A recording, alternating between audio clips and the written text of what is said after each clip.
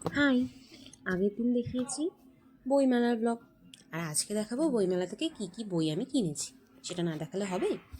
তো এবারে আমি বইমেলা থেকে কিনেছি দুটো বই। প্রথম বইটা হলো লবঙ্গীর জঙ্গলে বুদ্ধদেব গুহর লেখা, দেশ পাবলিশিং হাউস থেকে কিনেছি। আর পরেরটা হলো সিন্দুক খুললেই 40 শীর্ষেন্দু মুখোপাধ্যায়ের লেখা, যেটা আমি কিনেছি পত্রভারতী থেকে। তো আজকে আমি এই বইটা নিয়ে বলি। এই বইটা কিন্তু আলিবাবা 40 চোর বা ওরকম কিছু নয়।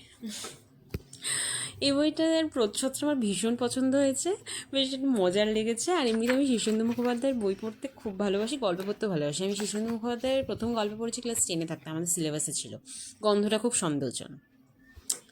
আর এই বইটার মুদ্রিত মূল্য হলো গিয়ে 450 টাকা, কিন্তু 10% ডিসকাউন্টে এটা নিয়েছে 405 টাকা। তোমরা হয়তো কলেজ স্ট্রিট থেকে কিনলে আর একটু কম হতে পারে, বাট বইমেলাতে একটু 10% ডিসকাউন্টই দেয়। তো এই বইটাতে খুব সুন্দর সুন্দর ইলাস্ট্রেশন আছে। আর এই বইটার মধ্যে একটা নভেলেট বা একটা বড়ো গল্প আছে, আর 39টা ছোটো গল্প আছে। কিন্তু গল্পগুলোর মধ্যে কিছু কিছু আছে যেগুলো কিনা পাবলিশ হয়নি বা বই না হওয়া গল্প। আর নভেলেটটার নাম হলো ঘোর প্যাচে প্রাণগোবিন্দ। আমি বইটা এখনও পড়িনি, বাট পড়লে জানি আমি হতাশ হব না, মজারই থাকবে। এগুলো সব কিশোর সমগ্রর।